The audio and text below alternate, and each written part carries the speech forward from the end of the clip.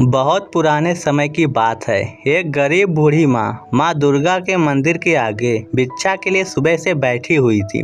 लेकिन उस दिन उसे उस मंदिर के बाहर कुछ भी नहीं मिला और उस दिन उसे पानी पीकर ही अपनी भूख मिटानी पड़ी। तब उसने सोचा कि चलो कोई बात नहीं, शायद कल कुछ मिल जाए। तो अगले दिन भी वह दुर्गा माँ के मंदिर के आगे भिक्षा के लिए बैठ गई। तब उस बूढ़ी गरीब माँ को यह देखकर बड़ी खुशी हुई कि मंदिर में उस दिन बहुत ही ज़्यादा भीड़ थी, शायद कोई त्योहार होगा, क्योंकि वह मंदिर दुर्गा माता का बहुत ही प्राचीन मंदिर था।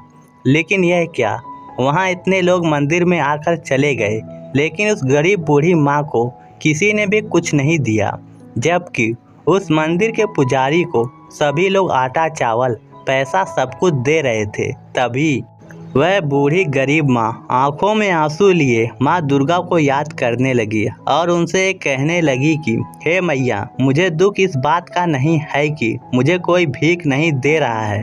मुझे तो केवल इस बात का दुख है कि भरे हुए इस घर को हर कोई इंसान और भी ज़्यादा क्यों भरता है और भेड़ चाल चलता रहता है, लेकिन क्या किसी को भी हम जैसे भूखे और गरीब लोगों को खाली हाथ बिल्कुल भी नज़र नहीं आते। ऐसा क्यों होता है मैया? और अगर ऐसा ही चलता रहा तो हम जैसे गरीब लोगों का क्या होगा? दुर्गा मैया से मन में इतना कहने के बाद उस बूढ़ी माँ ने सोचा कि शायद आज भी मुझे भूखा ही सोना पड़ेगा।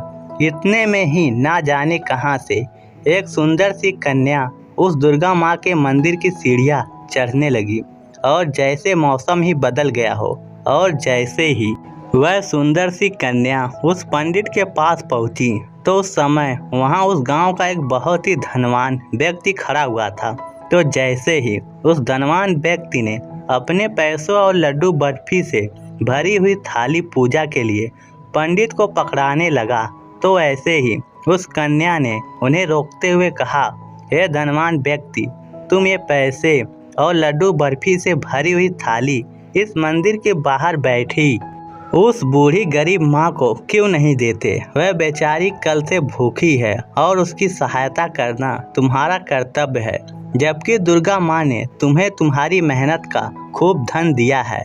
लेकिन उस धनवान व्यक्ति ने अपना घमंड दिखाते हुए उस छोटी सी कन्या से कहा कि तुम होती कौन हो मेरी दुर्गा माँ की पूजा के बीच में आने वाली, और मैं ये अपना सारा धन इस बूढ़ी गरीब माँ पर क्यों लुटाऊं? तब उस कन्या ने उस धनवान व्यक्ति को दोबारा कहा कि हे धनवान व्यक्ति, मान जाओ, ये पैसों की थाली तो तुम्हें उस बूढ़ी गरीब माँ को ही देनी होगी।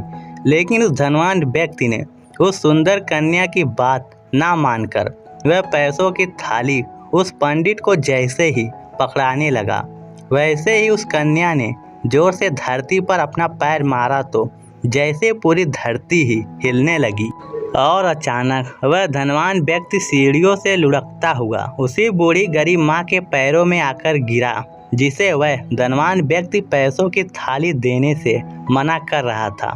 तभी वह धनवान आदमी खड़ा होकर ये सोचने लगा कि यह कैसा चमत्कार था, मैं ऊपर से नीचे कैसे गिरा। और जब उसने ऊपर की तरफ देखा तो मंदिर के पास भी कोई नहीं था और वह कन्या भी वहाँ नहीं थी।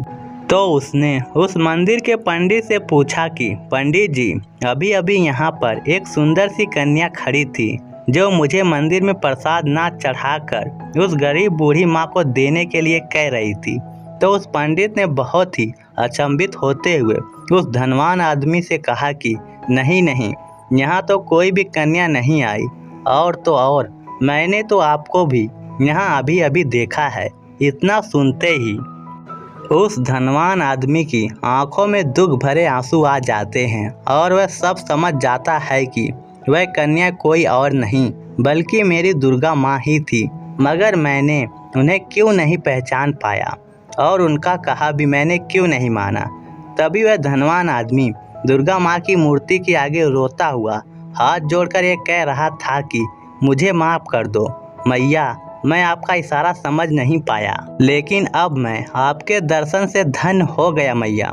और ये सब धन दौलत तो आपकी वजह से ही है, और अब से मैं इस धन दौलत को गरीबों की सहायता के लिए भी खर्च किया करूँगा। तभी उस समय वह धनवान आदमी उस बूढ़ी गरीब के पास आ जाता है और उसे वह सब कुछ पैसे और कुछ खाने के लिए दे देता है। तो एक बूढ़ी गरीब उसे खूब आशीर्वाद देती है और कहती है कि तुम हमेशा धनवान रहो और माता रानी तुम्हारी और तुम्हारे परिवार की हमेशा रक्षा करे। ऐसे आशीर्वाद से उस धनवान आदमी को बहुत ही खुशी मिली, और तभी से उस आदमी को कोई भी गरीब मिलता था तो वह उसकी सहायता जरूर करता था। तो दोस्तों, वह ईश्वर भी हमें भी कभी नहीं कहता कि मंदिर में आप दान दो, बल्कि आप किसी मंदिर की बजाय उन लोगों की ज़्यादा सहायता करो जिन लोगों को सच में आपकी सहायता की ज़रूरत है। क्योंकि दोस्तों, ईश्वर ने तो हमें खाना पीना कपड़ा मकान सब दिया है, मगर क्या आपको भी ये देखकर कभी भी अच्छा लगेगा कि जब आपके ही सामने कोई गरीब सिर्फ 2 रोटी के लिए ही आंसू बहा रहा हो। इसलिए दोस्तों, हमेशा हम सभी को गरीबों की सहायता करनी चाहिए। तो दोस्तों, इस कहानी को लेकर आपकी क्या राय है, नीचे कमेंट करके हमें ज़रूर बताइएगा। धन्यवाद।